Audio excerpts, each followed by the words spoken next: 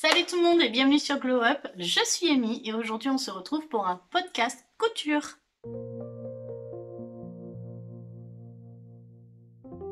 Hello, juste un petit message avant de commencer la vidéo, je tourne ça avant le montage en fait, j'étais en train de faire le montage de la vidéo du podcast et j'ai remarqué que j'avais complètement oublié de vous remercier pour l'accueil que vous avez fait au dernier podcast. Je pense que j'étais tellement dans ma préparation de la vidéo que j'y ai pas pensé sur le coup.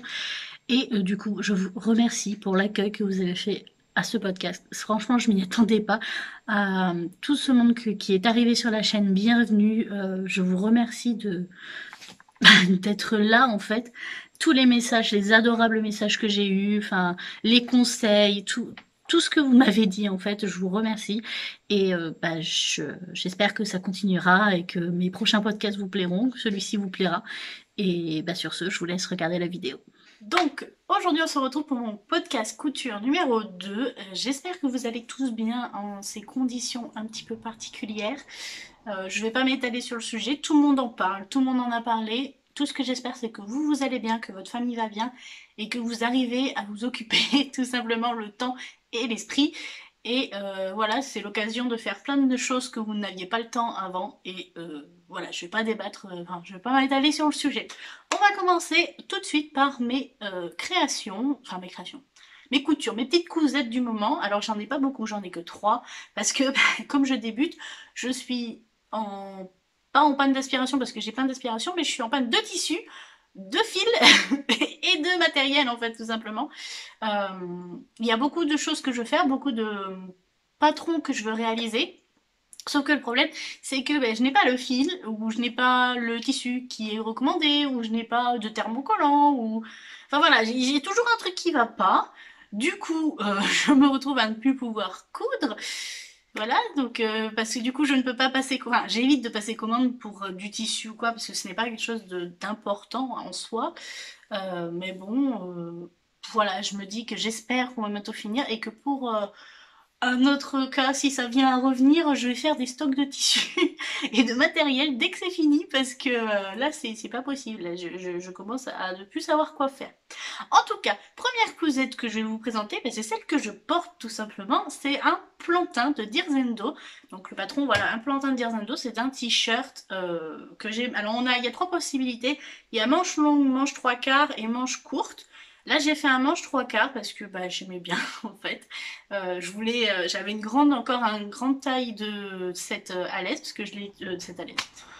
De ce tissu, il me restait encore un bon métrage, donc j'avais la possibilité de faire un grand t-shirt en fait à manches longues et tout ça.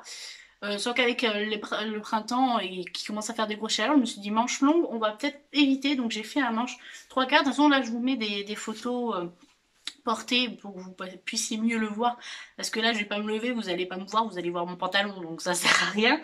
Du coup voilà, donc il a été très simple à réaliser, vous allez voir. En fait c'est pas ma première réalisation du plantain. Je vais vous montrer et je vais vous expliquer pourquoi. En fait voilà, j'avais commencé à faire un plantain là-dedans. Donc voilà, donc c'est un tissu jersey, hein, que ce soit celui-ci ou celui-ci, à part que celui-ci a moins d'élasticité que ce jersey Milano. Alors c'est un Milano noir, alors je ne sais pas si vous allez voir grand chose. Là normalement vous allez y voir mieux. Alors vous voyez, fil blanc, enfin j'ai fait avec ce que j'avais, hein. J'avais quasiment plus de fil noir, donc j'ai gardé le fil noir pour les finitions.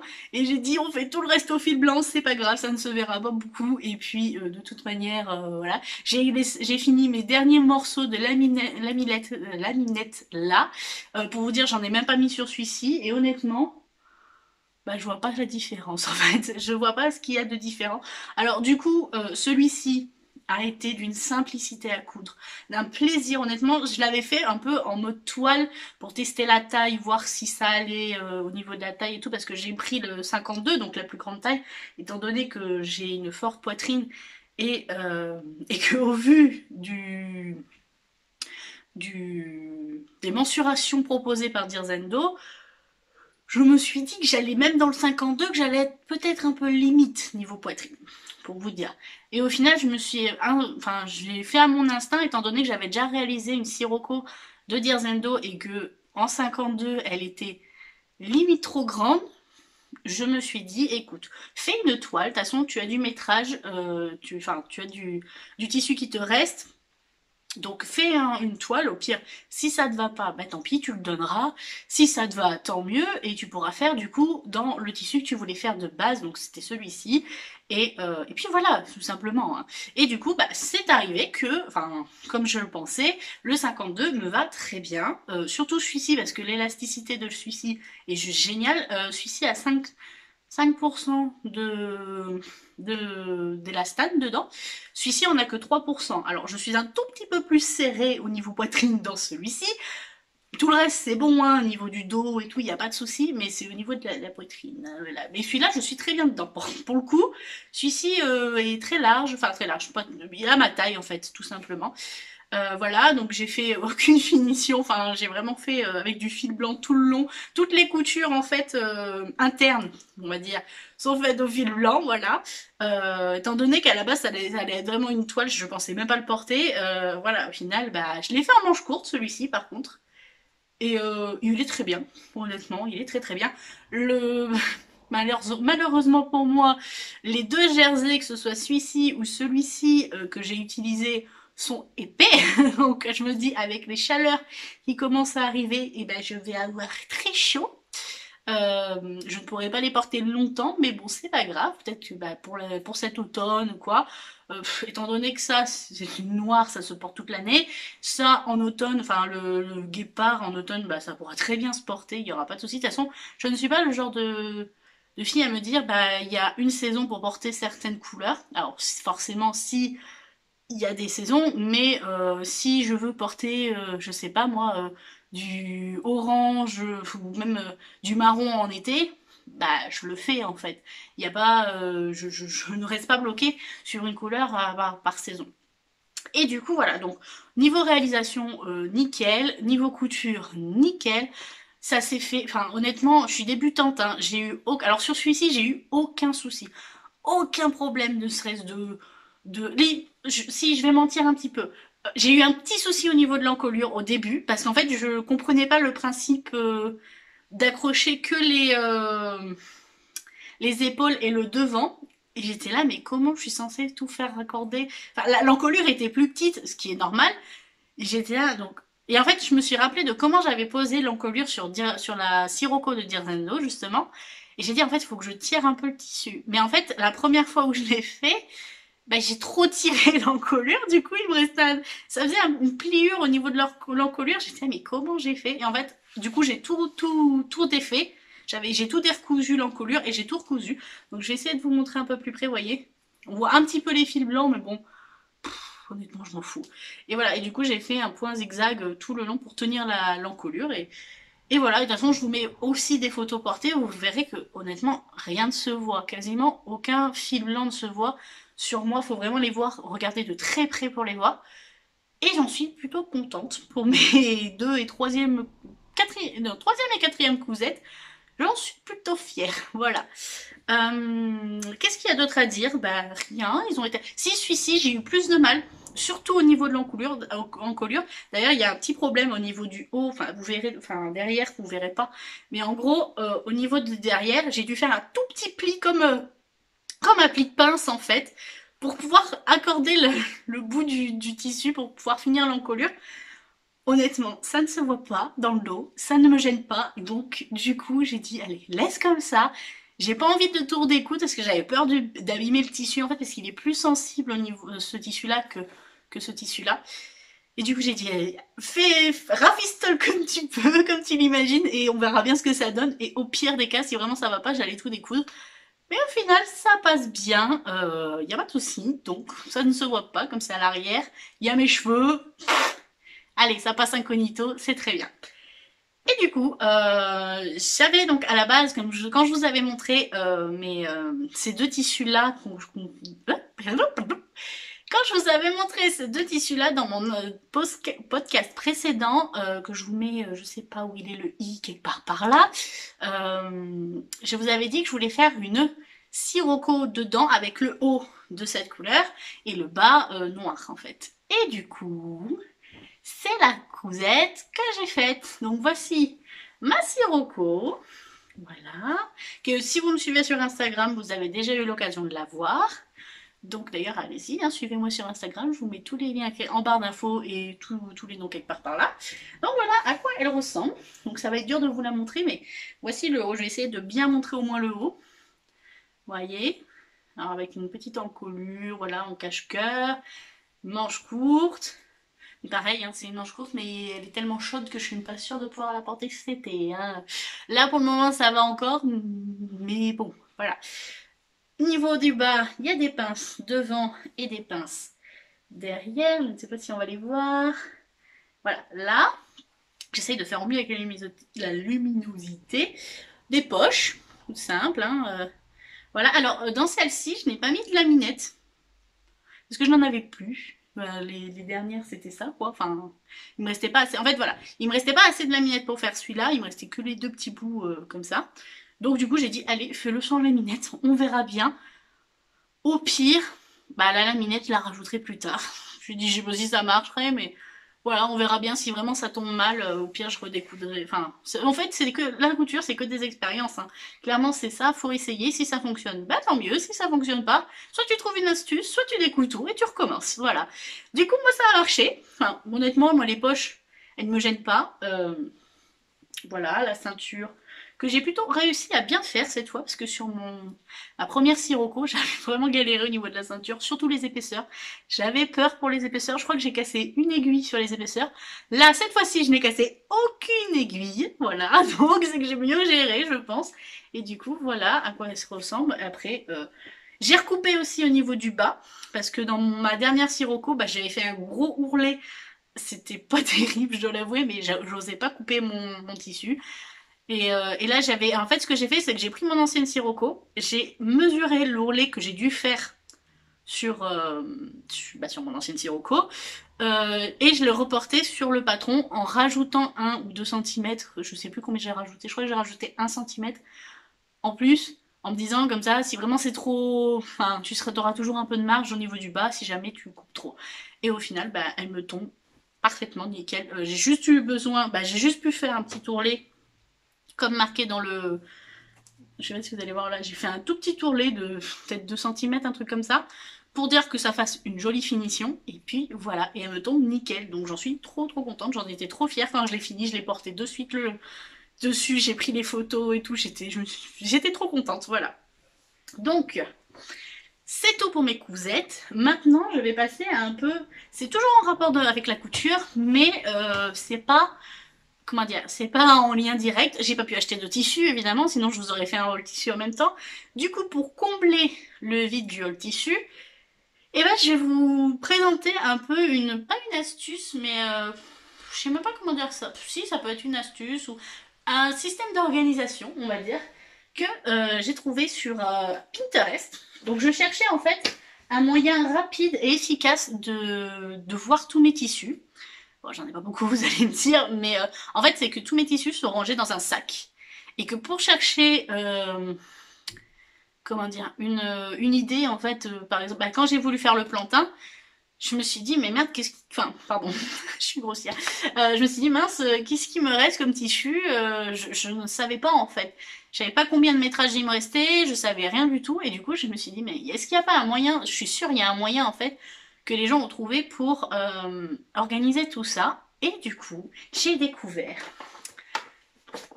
la Tissu Tech. Alors là, vous allez me dire, mais qu'est-ce qu'elle nous raconte? C'est un bouquin de dessin. Alors oui, c'est un bouquin de dessin, mais que j'ai converti en fait, parce que j'en ai deux comme ça.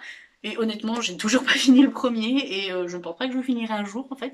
Du coup, j'avais celui-ci qui était vierge, que je ne savais pas quoi faire avec. Et vu le prix que je l'ai payé, j'avais pas envie de le jeter. Du coup, ce que j'ai fait, c'est que j'ai fait... Hop, je vais y arriver. Oh, j'ai sauté des pages d'ailleurs. Une Tissu Tech. Voilà à quoi ça ressemble. Alors, je ne sais pas si vous allez bien voir les termes et tout ça. Voilà, je sais pas si ça va faire un petit focus. Donc, j'essaye de bien vous le mettre. Mais voilà, en gros, c'est tout ça. En gros, vous avez le bout de tissu. Oula, je vais mettre comme ça sera mieux. Vous avez le bout de tissu. Voilà. Pour avoir un visuel en fait du tissu que j'ai. Donc là, par exemple, c'est un coton. Voilà. Donc, du coup, j'ai marqué. C'est une popeline de coton. Donc, popeline de coton fleur. Donc là, j'ai mis le nom. Après, j'ai mis le métrage, donc là, j'ai pas encore mesuré celui-ci, de combien il me restait de popeline de coton.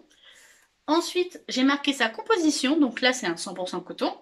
La boutique où je l'ai acheté, comme ça, si jamais un jour je veux racheter le produit, si c'est possible, je vais juste en prendre ma tissu tech, à aller dans le magasin et à dire, voilà, bah, est-ce qu'il vous reste celui-ci? Voilà.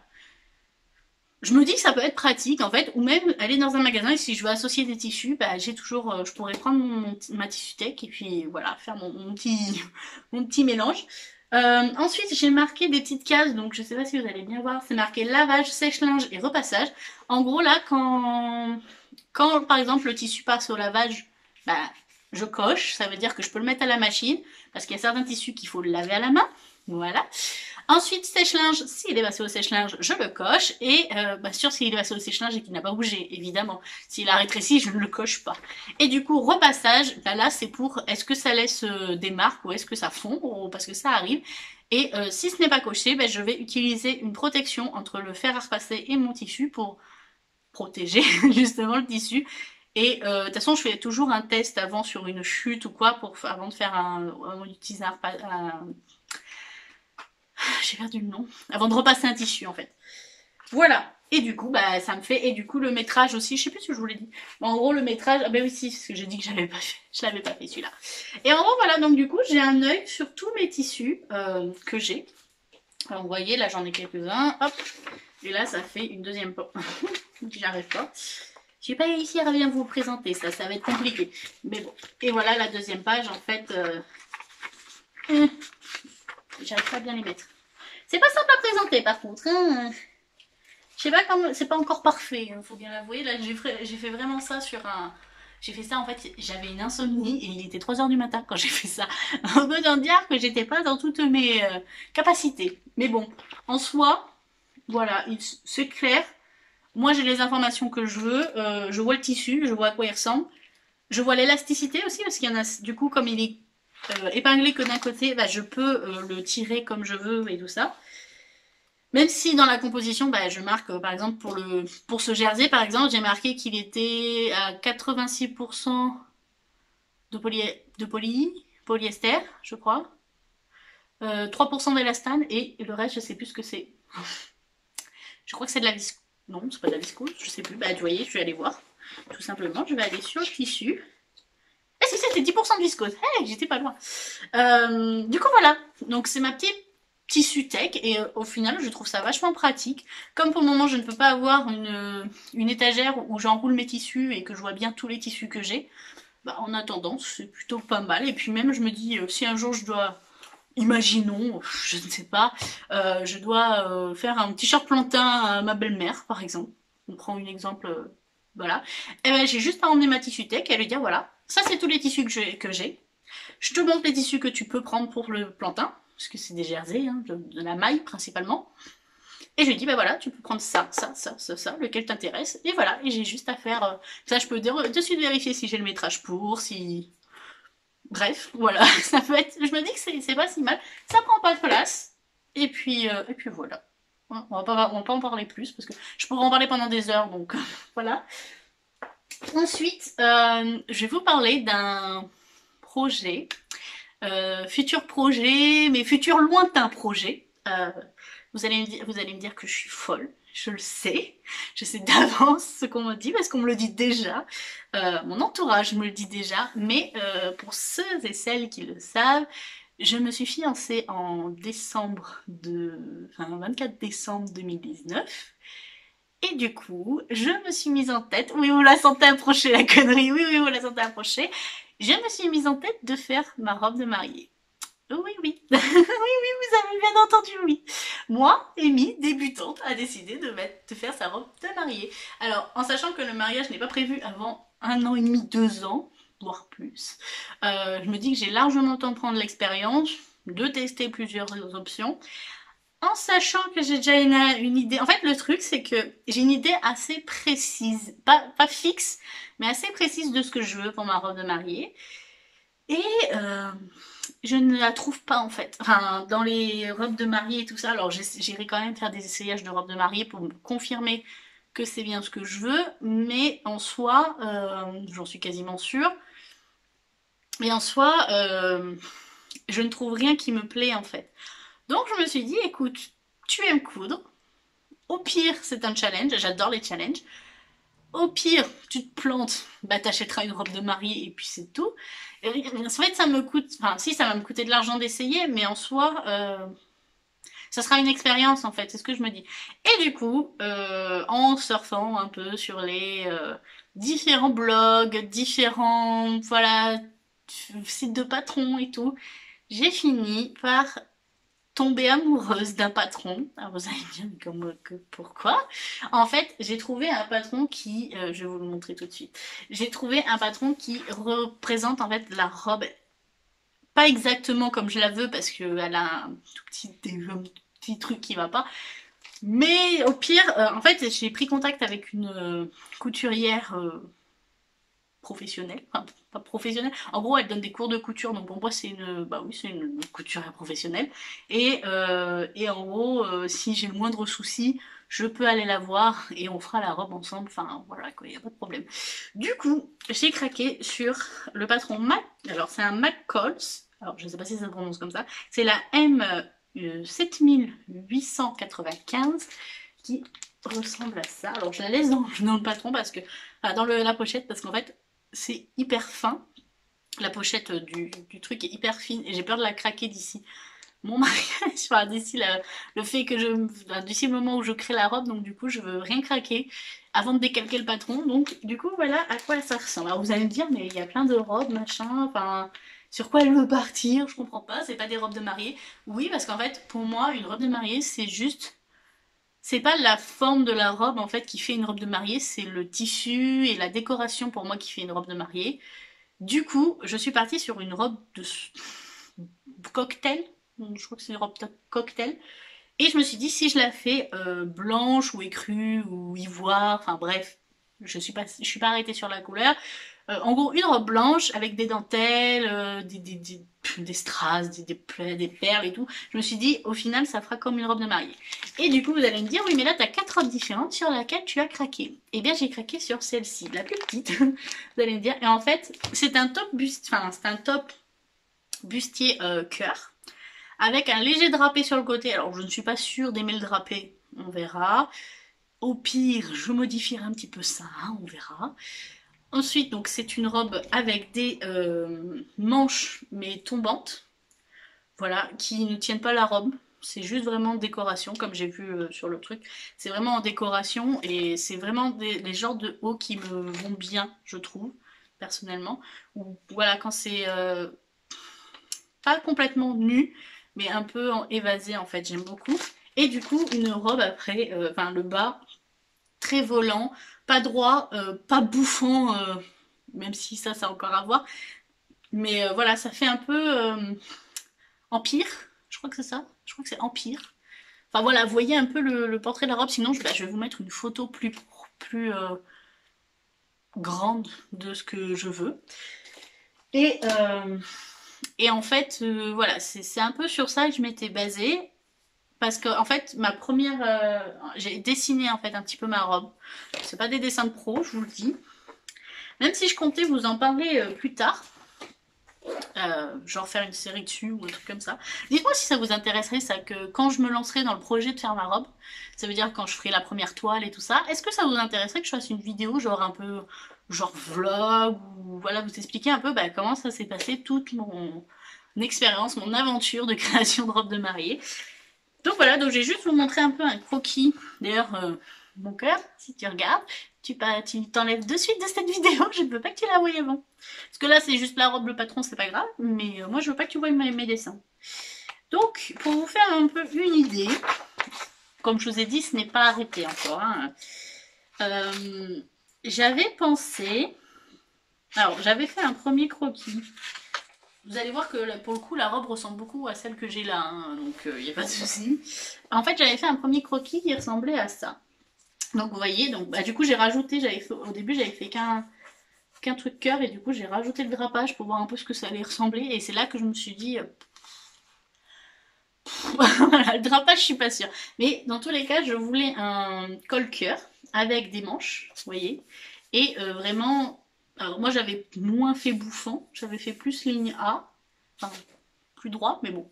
Après on verra, hein, de toute façon je ne sais pas comment ça va ressembler. Et du coup j'avais fait voilà des effets un peu dentelle, fleurs, voilà. Quelque chose de très simple. Même si plus j'y réfléchis et plus je me suis rappelé en fait que j'avais, quand j'étais plus petite, on va dire, c'était il y a quelques années, c'est quand en fait le film Cendrillon est sorti. Alors, vous allez me dire, oui, ça fait très princesse.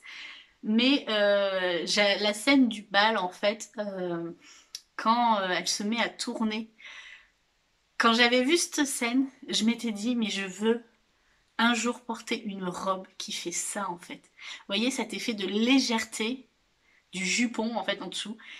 Et je me suis, et en fait, en y réfléchissant, et là j'ai revu depuis que Disney Plus est sorti, bah, j'ai re-regardé Cendrillon et j'ai eu ce même réflexe à me dire, mais je veux un jour porter une robe comme ça. Et, et clairement, je me suis dit, mais c'est le meilleur moment pour la porter que ton mariage en fait. Il n'y a pas d'autre moment où je pourrais porter une robe comme ça. Donc du coup, pourquoi ne pas en profiter? Et j'ai peut-être trouvé une solution grâce à une youtubeuse, c'est... Alors je sais plus son nom, je vous le mettrai là. Et elle a fait un tuto pour faire justement un jupon comme ça très volumineux. Alors j'ai peur que justement le côté volumineux ne me plaise pas. Mais bon, ce sera une expérience comme une autre, comme je dis, je ne suis pas à une expérience près. Et du coup, alors comme je vous disais, le seul souci de ce patron, c'est que en fait, quand j'ai regardé les instructions et tout ça, c'est que derrière, c'est un zip. Et j'avais pas envie d'avoir un zip derrière ma robe. J'aimerais avoir un corsage en fait. Voilà, c'est vraiment soit un corsage. En fait, j'hésite soit avec une ligne de boutons. Vous voyez, je sais pas si c'est très clair. Je vous mettrai des incrustations. Soit une ligne de boutons en fait, soit un corsage. Et en fait, je rêve d'un corsage. Donc je me dis que plus le temps passe, en fait, plus j'écarte, j'enlève l'idée des boutons et plus l'idée du corsage me vient. Et je me dis que ça pourrait être trop beau et ça se trouve très facilement. Et c'est pas compliqué à faire dans tous les cas. J'ai regardé des vidéos donc je peux vous garantir que ce n'est pas compliqué à faire. Et voilà. Et du coup, je suis en pleine réflexion pour tout ça. Je suis en train de chercher tous les tissus, tous les machins. Parce que du coup, bah, moi, ça m'occupe. Voilà. Pendant le confinement, ça m'occupe. Ça me fait penser à autre chose. Et puis voilà. J'ai beaucoup parlé dans cette vidéo. Euh, on va s'arrêter là tout simplement parce que du coup, je ne peux pas vous montrer d'autres projets en cours. Puisque étant donné que, comme je vous disais, je n'ai plus vraiment de tissu adéquat et je n'ai pas de matériel ou quoi, il me manque tout le temps quelque chose. Donc voilà.